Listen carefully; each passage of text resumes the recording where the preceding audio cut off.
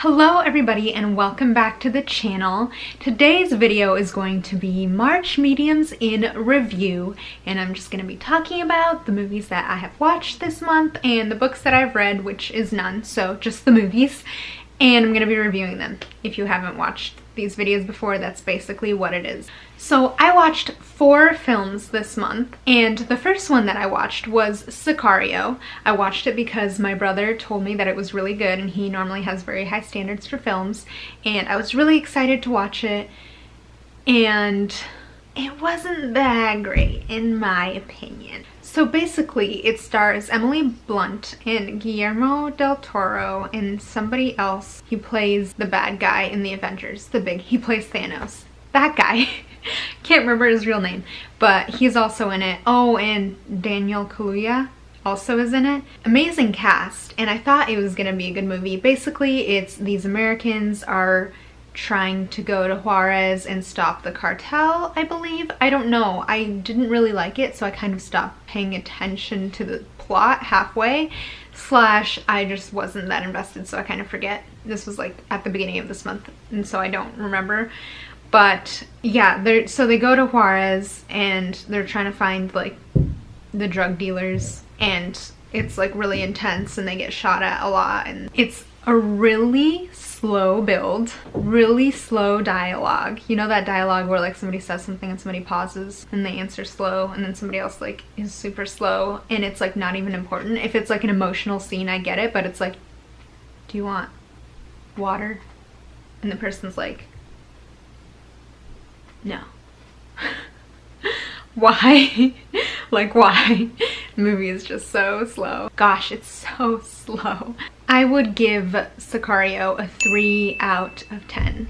Sorry, not sorry.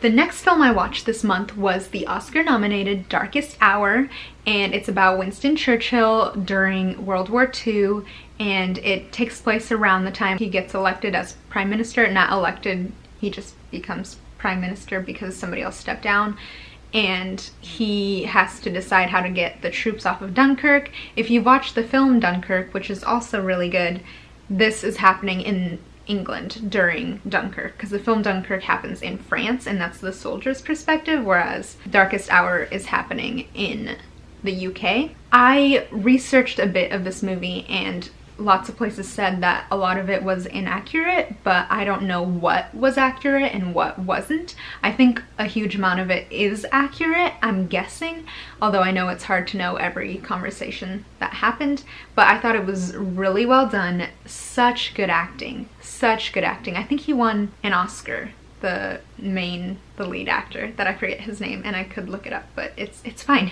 You know, Gary Oldman. I think he won an Oscar for that role, and he deserved it. Like, it was so good. He was really good. At the somewhat end of the film, I don't think this is a spoiler, but there is a really beautiful like scene on the underground, like the metro in London, and wow, it was so good. Like, I was tearing up. I was like, wow, it's so good. Yeah, no, Darkest Hour was a great film. I think it was really well told, and I would give it a 7 out of 10, and I definitely recommend watching it. It was good. The next film I watched this month was A Wrinkle in Time. I was really excited because, I mean, Mindy Kaling, Oprah, Reese Witherspoon, Chris Pine, Zach Galifianakis, like, fantastic. Very excited. And it's by the same director who directed Selma, which was such a good film, so I was very excited to watch A Wrinkle in Time. It's basically based on this book that apparently a lot of people have read and I had never heard of, about this girl who has to travel through space and time to save her father. Watch the trailer because it's really confusing to explain, so just watch the trailer. But yeah, it's like a fantasy type story. Anyway, her and her friend and her brother need to go save her father. And it's a really cute story. I thought it was a cute kids film. I felt like there was a lot happening. There was a lot of moving parts, and I feel like I could definitely tell that it was a movie first, because when I watch films that were movies first, I'm always a little bit confused because there's a few holes that aren't answered and you're like, wait, what about this? What about this? And it's because if you read the book, of course you get all the background information, but it's kind of hard to put all of that into a film. And so I could tell that it was based off a book because there were certain things that I was like, what? But I mean, it was an overall really good kids movie. I feel like if I had watched it when I was younger, I would have loved it. I think it was okay. I would give it a 6 out of 10.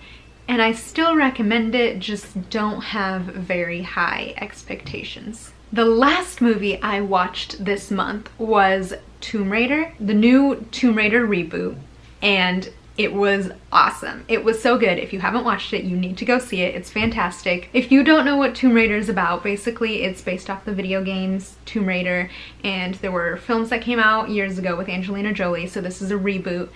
And if you don't know anything about the story, it's this girl who, her dad was an archaeologist and she is trying to find out what happened to him, and it's kind of like an action adventure film, and it was really good. I loved the cast. I thought it was really well done. I loved how it was really fast paced. The music was incredible, and just everyone in the whole film was really great. I loved the story. It didn't get the best reviews, and I have no idea why, because I thought it was really good. I feel like there were a couple of holes in the writing, like there were a couple things that I was like, okay, that was not explained, and then this was not explained. But it was still a really, really good film. I thought it's my favorite film of March. It might be my favorite film of the year, actually. I think it's my favorite film of the year. Yeah, it was Black Panther, and Black Panther is great, but I'm sorry, Tomb Raider is better in my opinion. No one has to agree with me, but I loved Tomb Raider. Those sort of archaeological films are super interesting to me. Like, I loved the Mummy films, the old ones. I want to watch the new Tom Cruise one, but I loved the old ones.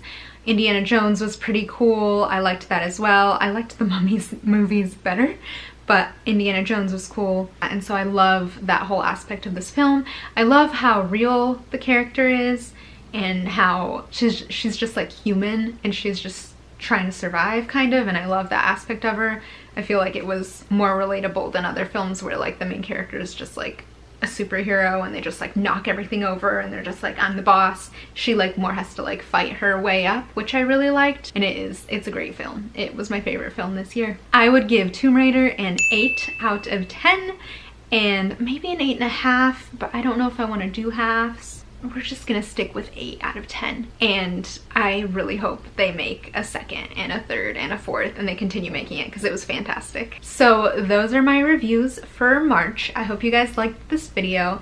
Please let us know in the comments if you like these sort of videos and if we should keep making them. I know I say this every time, but it's because I need like some feedback, some more feedback if you want to give it. Please subscribe to our channel and see you next time. Bye!